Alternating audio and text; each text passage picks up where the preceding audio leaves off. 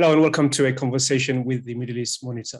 This week we are turning our attention to a new book, Islam and the Arab Revolutions, the ulama between democracy and autocracy. I have my own copy as well. So this is the latest book on the Arab uprising of 2011.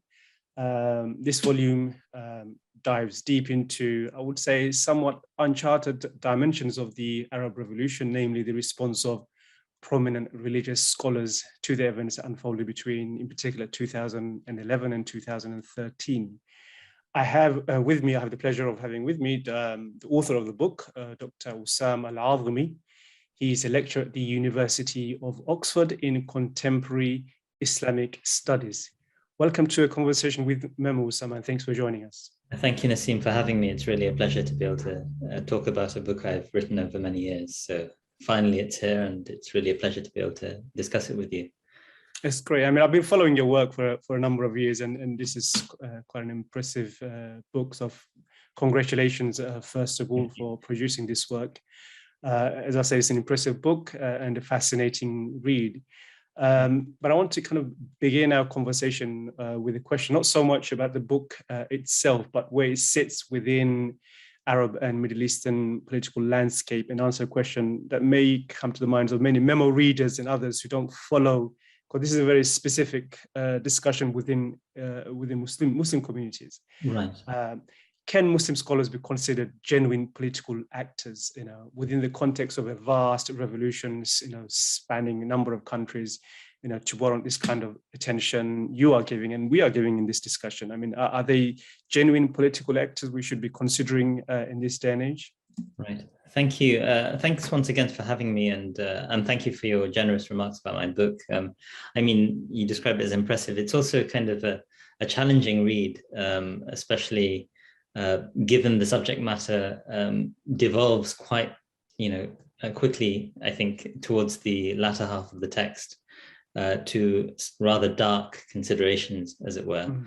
So with respect to your question as to whether, the ulama can be considered political actors, I think it's an interesting question because it kind of reflects the times that we live in. So we live in a time where the dominant sort of political ideology of governance is a secular ideology. It's informed by a shift away from sort of a religion as it's understood, constituted, whether it's in Europe by Christianity, whether it's in the Muslim world by Islam.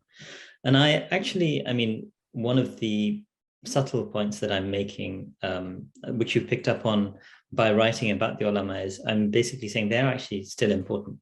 And this is an argument that, scholars in the academy have been making for a while, actually. They've been there's been a reconsideration of the role of the ulama in the public square over the last, 20 or 30 years, that has come to recognize actually they form an interesting and important lobby group of sorts, but they also have, according to some scholars, certain sort of special interests which they might sort of participate in the public square to be able to preserve. Historically, they've had a far greater role. The ulama basically were all the educated classes. So anyone who was educated would have gone through a theological training or a juristic training, and they would have made up the civil servants of a state in the pre-modern Muslim world. And so that level of influence has certainly diminished in the modern period, but it hasn't disappeared. In fact, in Muslim majority countries, I would argue, there is a significant sort of sector of the community, of the populace, who would take these people very seriously, including in their political pronouncements. I mean, you mentioned some of the darker considerations at the end of your book, and that was very interesting to read. Now, we will return to that, and also some of the points you touched on now. We'll kind of do 360 degrees, return to the gist of what I'm trying to get to at the end of this conversation. But I think the subheading of your book kind of gives you a flavor of what it's about, which is namely the division between many of the mainstream Sunni scholars over how they position themselves within the Arab Spring. But before we discuss the arguments they advance in justifying their support for democracy, popular uprising, or their support for autocracy, just introduce for us, the main characters in the book and their respective position. Sure. I mean, just to append a comment to the last question as well, and I make this point in my introduction, I'm also trained as an alim, meaning I'm trained as one of these, I should have said that at the beginning. I should have said that. Yes. And consequently, there is a kind of perhaps a self, I hope not self-aggrandizing, but there's a self-legitimating component to this maybe. But with respect to your question about the significance of the, sorry, forgive me, I've kind of digressed to the point of forgetting your question, but it's about who the main players are and their respective positions regarding whether they supported autocracy or democracy, just so that we have a baseline framework to work with as we move forward with our conversation. So with respect to, so who are the main players in this book? In a sense, my book goes chronologically from 2011 to 2013 in the main and then beyond. But each chapter is dedicated to one or a series of scholars. And so two of them are on the cover of the book. Yusuf al-Qaradawi in the center, Ali Goma on the left. And this chap is a political figure, of course, perhaps one of the most important political figures in the region. Now, Yusuf al-Qaradawi is an Egyptian graduate of the Azhar. He's a very elderly scholar now in his mid-90s. And he is one of the Azhar's most sort of globally recognized graduates, but also a member of the Muslim Brotherhood and someone who spent time with the founder of the Muslim Brotherhood, Hassan al-Banna. Ali Goma, and he's in a sense the most pro-democracy figure that I look at in the text. But there are other scholars who, in a sense, fall on that side, who I look at in a little less detail than I look at the thought of Yusuf al-Qaradawi in the later chapters.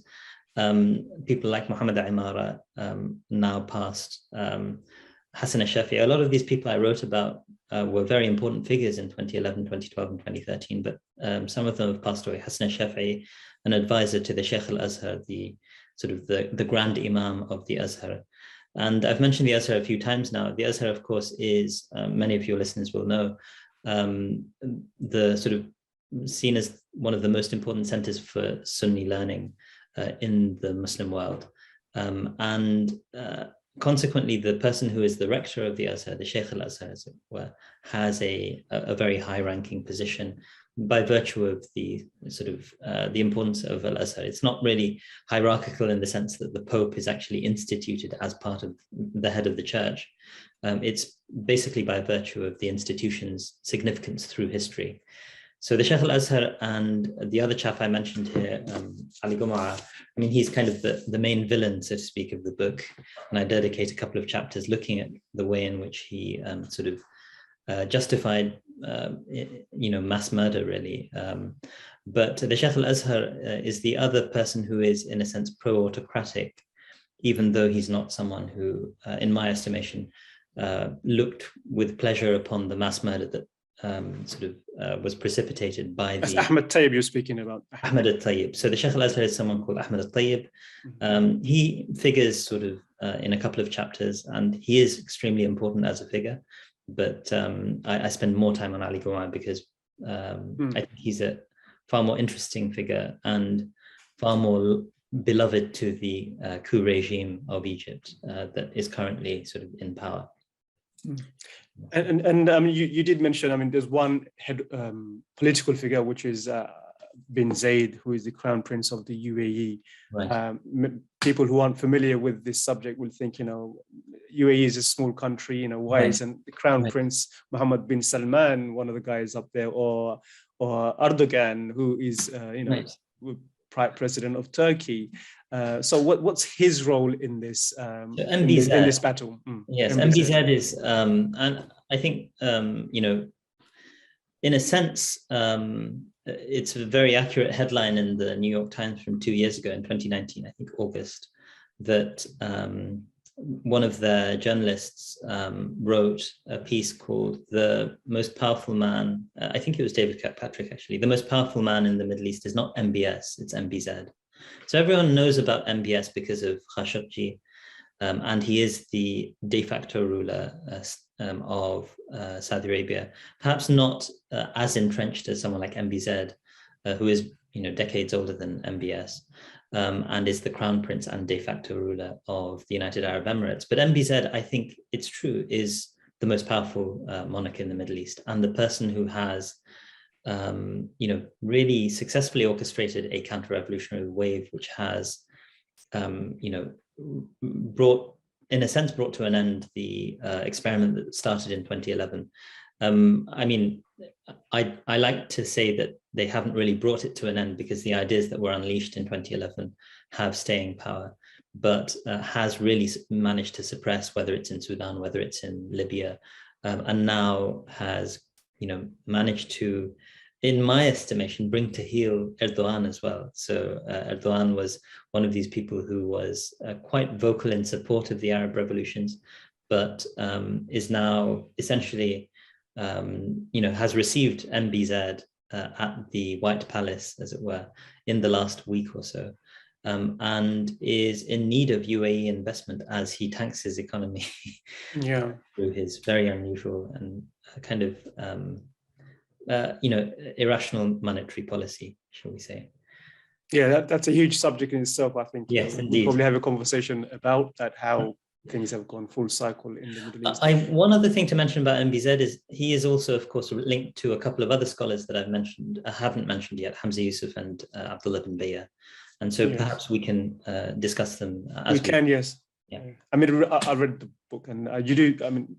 Ali Roma does take up a lot of the pages, and yes, for Europeans and Westerners, I think Abdullah bin Bayya and Hamza Yusuf is more interesting to discuss, because of their justification for a form of government which would be seen as quite alien in this modern day and age, supporting.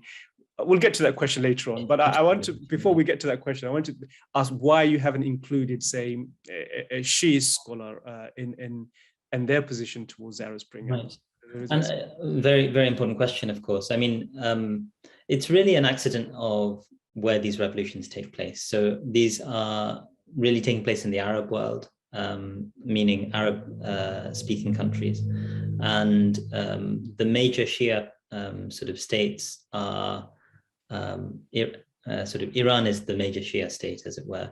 Iraq is a very mixed state, but has a majority Shia population. And Iran didn't witness a revolution of this kind in 2011. And so, in a sense, the Shia scholars didn't really play the prominent role that, just in passing, I mentioned that Ahmed al-Tayyib does seem to make disparaging comments towards Hassan Nasrallah, or I think it was the actual supreme leader of Iran. But those figures don't really have a very prominent voice, I think, in a lot of this. Hassan Nasrallah is very important in the Syrian revolution. For better or for worse, I couldn't really incorporate the Syrian revolution in this book. It's already almost 400 pages. And this book is primarily on Egypt. The Syrian revolution does have sort of good writing on it, but the ulama still are largely neglected, except in the work of Thomas Piret. Thomas Piret, who's a scholar in France, who's written a book on the ulama of Syria. But he has one chapter on the Syrian revolution. I think that work still remains to be done, and perhaps I can try to address in future work of mine.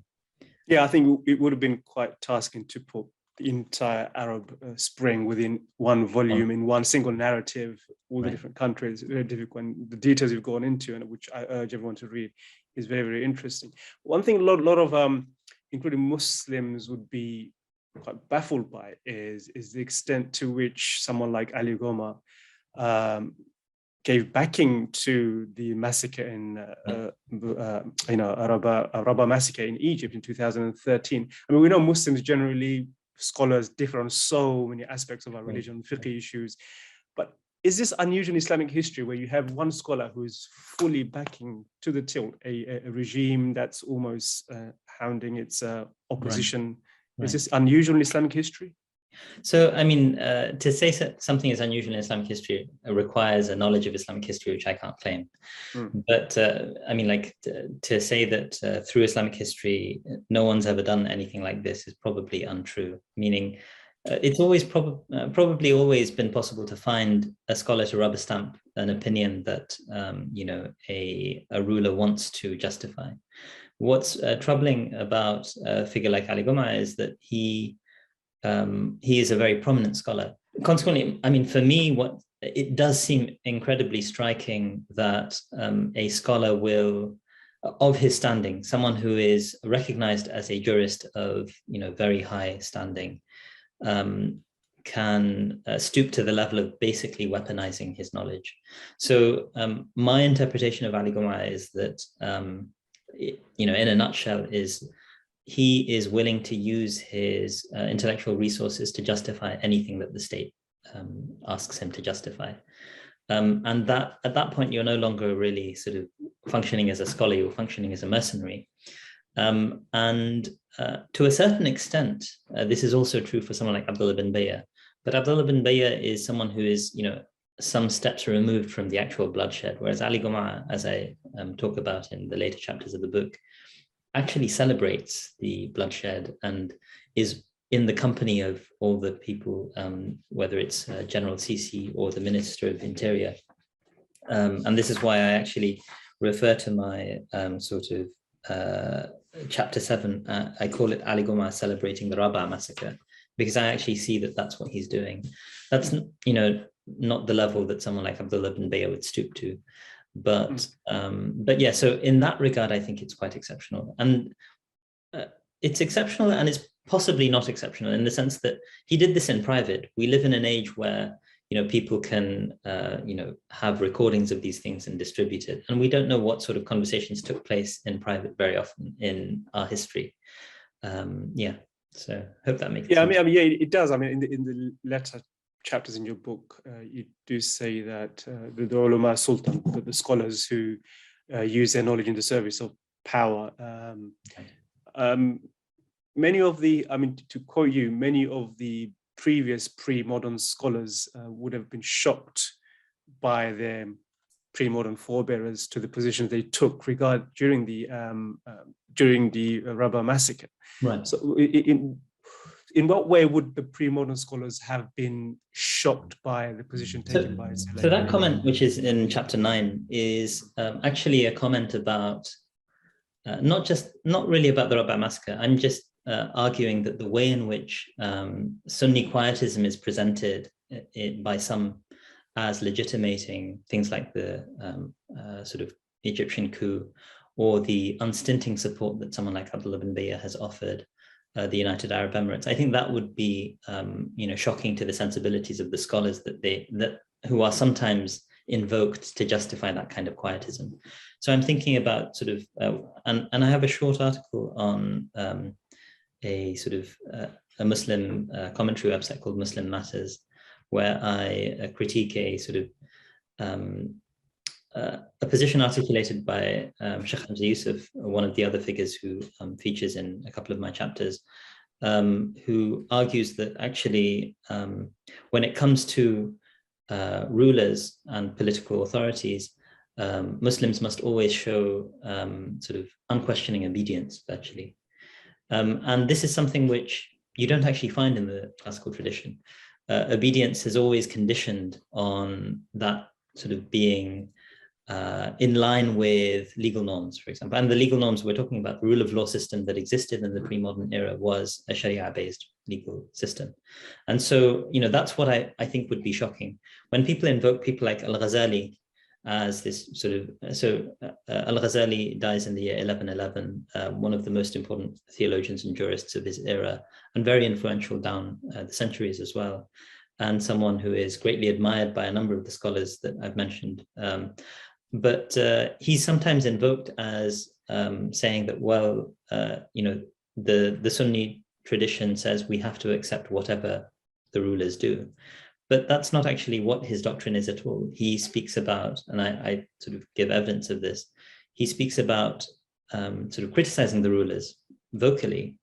In fact, he has a certain radical position where he says that you can develop vigilante bands to try and go and correct mistakes that are made. Even though those vigilante bands shouldn't rebel against the ruler, they can sort of go around as sort of vigilante police forces in communities to make sure everyone's observing the Sharia correctly. So, some modern scholars have basically described Ghazali as flirting with radicalism in that particular instance. So someone like him to be invoked to justify basically mass murder, or at least absolute quiescence, it just doesn't make any sense. He's someone who explicitly talks about and in a sense celebrates in his work the idea of people standing up to the ruler and telling them, know your place. You cannot, go against God's norms and things like this. So, the notion that they can perpetrate mass murder and the sort of scholars will remain silent, or in the case of someone like Guma, actively support it, is completely sort of a myth, which is being created, in my view, to legitimate sort of modern autocracy. There's a kind of effort in the modern period on the part of scholars like these to manufacture a myth of quietism that doesn't really exist in the Islamic scholarly tradition.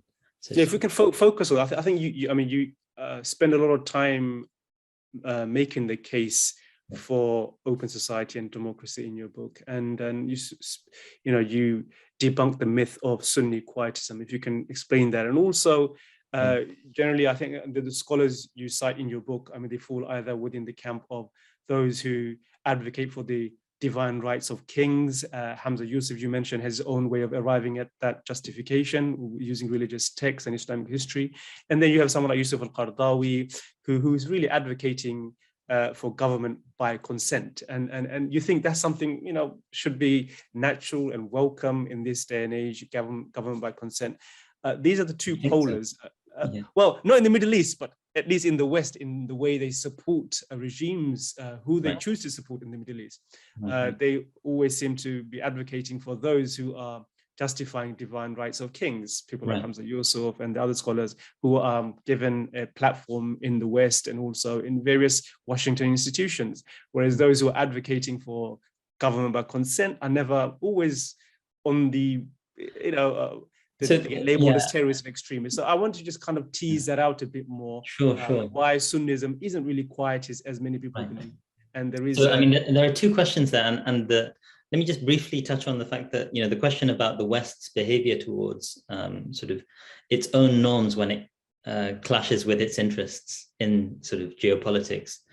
That's a longer discussion and a challenging one in practice, because the West has, of course, historically colonized that region, and colonization is about sort of going and plundering resources and so on, and that's in a sense continued in other sort of forms, colonization by other means in the post-colonial era. And so the West's behavior as a sort of geopolitical bloc, whether it's the United States, the EU, or all of them together, in the region is very far from its claimed norms, the ostensible norms that they claim to uphold. And this is something that we, as sort of citizens in the West, although Muslim citizens in the West are on some level potentially second-class citizens as well, because they do not sort of adhere to certain types of understandings of how it's a longer discussion, but the war on terror basically places you under suspicion if you have a certain sounding name, and so we are in a sense part of that underclass, and we are an extension potentially of the post-colony, so to speak. And so there is this kind of schizophrenia between the values and interests that is sometimes spoken of in Western contexts, and it's something which Western citizens, Muslim and non-Muslim, need to have dialogue about in a very serious way. With respect to the question of quietism specifically, so I talk about this in chapter 9, and I'm not original in this. I'm drawing. I have this massive quote from Khalid Abul Fadl, a professor at UCLA and a Muslim jurist of very serious sort of scholarly regard, shall we say. And he, in his book from 2001, I want to say, A Rebellion and Violence in Islamic Law, published by Cambridge University Press, early on in the introduction, he points out that actually, what on earth is this doctrine of quietism that everyone speaks of? Because quietism itself is not a terribly coherent doctrine. If you think about what it implies is that a quietist scholar will approve a usurper coming and taking power. So the scenario is you have a ruler and someone comes and dethrones that ruler and takes over. And so the doctrine which is upheld or described as quietism is the acceptance of this new ruler who has unseated the previous ruler as being Sunni orthodoxy. Now, there's a good reason for that in the medieval era, and I can go into that, but to call this quietism, to call the legitimation of a usurper quietism, is a bit of an absurdity because the person's just unseated someone through an act of rebellion. In a sense, the opposite of that would be to say that actually the first person is just and we're going to resist the person who's come into power. Okay, that might be described as a kind of activist opposition to rebels, but to justify someone actually being able to overthrow a ruler doesn't seem to make sense. Well, that scenario played out in the case of Egypt, clearly, didn't it? Right. So it played out twice, of course. In the first instance, it played out at the hands of the populace, and in the second instance, it played out at the hands of the military. On some level, the military acquiesced in the first instance, and that's why it was possible in a sense. But in 2011, that act of rebellion on the part of the populace, which was not undertaken by anyone with sort of heavy artillery or anything like that. It was done by people protesting occasionally in a violent manner on the streets, but largely, unarmed civilians. That was considered to be an act of rebellion on the part of Ali Gum'a and Ahmed al-Tayyib, which was illegitimate. But when the military did it, it was considered legitimate. And this is the other dimension of the sort of quietism doctrine, which is sometimes invoked. And this might be part of the reason why they're justifying it, but I still think it's unjustified. They're saying, well, the people who rebel have to have power, enough power to be able to really take control. And, if they manage to unseat the previous ruler and they really take control, then the scholars will legitimate them. They will sort of ultimately affirm that actually we can sort of recognize these people as rulers. Now, the problem that we have with the situation of the quietism doctrine in the Sunni tradition is that it was, in a sense, a reactionary doctrine, in a sense. So in the sense that the scholars would observe this taking place in the political realm, but they wouldn't actively participate on any side. And that was what was described as quietism. What you have with people like Gum'a, what you have with people like Abdullah bin Bayya is they're working for these states that are fomenting, or these militaries that are fomenting coups. So that is hardly quietist either. And then finally, there's this other point about sort of what quietism means in the context of, I've actually, I've missed, I've forgotten, I was going to make another point, but it's kind of slipped my mind at this point. Yeah. Well, it doesn't matter, but because we are kind of running out of time, and I want to speak about some of the more broader considerations and Sure. some of the darker aspects of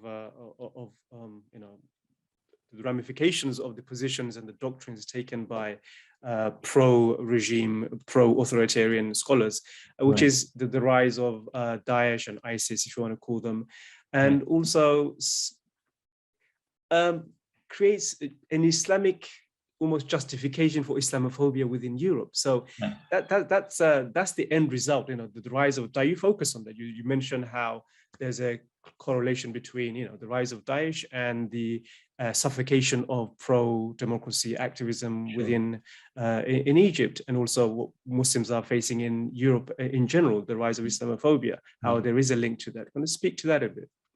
Sure, and I mean, I really wanted to elaborate further on this, but it's a bit of a long book, so I kind of held my tongue. But one point I make, and I'm not the only person making this, a number of scholars and other sort of commentators have made this, is that ISIS could not have really come about without the failure of the democratic project in the Middle East.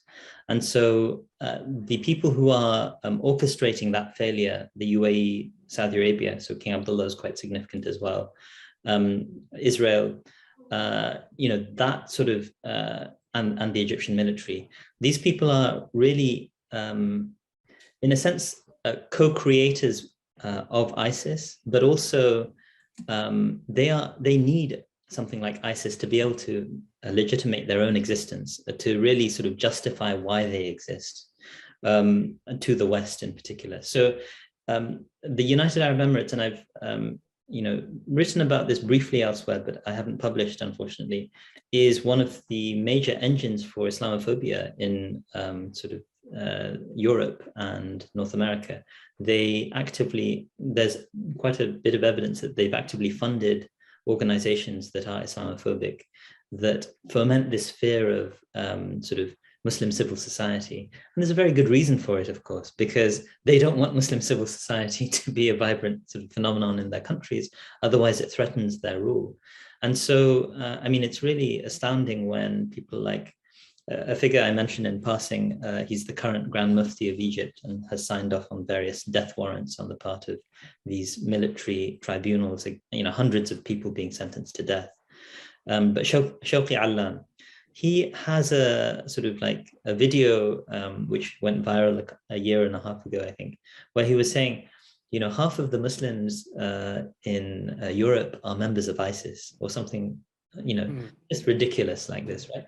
And so, this kind of somewhat insane narrative, which is promoted actively by these sorts of groups, these sorts of regimes, basically, does feed into a pan-European and pan-Western sort of narrative about the threat of Muslims. And it fits into this global war on terror narrative as well, of course, unfortunately. There's lots for us to discuss. Unfortunately, this time just flown by, and we are at the end of our time. 40 minutes is quite long, and I want to thank you. I want to recommend everyone to get the book, Islam and the Arab Revolutions. Did you want to add anything? Before we conclude, did you want to say anything more that you hoping to say? Actually, one thing to maybe mention is that right now there's a Black Friday deal with Hurst Publishers. So if anyone wants to get the book with half price off, unfortunately, academic books are expensive, so you can hopefully get 50% off. But otherwise, I hope that this starts a conversation about sort of the role of religion and the role of religious scholarship, the ulama, in the public sphere, because I think they have a role to play. But unfortunately, in many instances, they've basically just been weaponized by the most pernicious elements in places like the Middle East to justify repression on a scale which is really unfathomable, and contributes to the sort of problems that we see on the global stage as well. So I think that's something that we need to think about, and we need to develop, and I hope to sort of write more about this, but develop a democratic discourse that is indigenously owned by Muslims, an Islamic democratic or a Muslim democratic discourse that will, that's probably the most important thing that we can do in the absence of actually having power in the region and civil society activists. And we should do what we can to support the civil society activists in the region to be able to realize more accountable government and more free societies. hope that is something that I've contributed to in a small way. I'm sure you have, and thank you for your encouraging recommendations in the end. I really enjoyed that conversation. I urge everyone to read it. I want to thank Usaama for joining us and all those who tuned in at home. See you again soon. Bye-bye. Thank you so much for having me.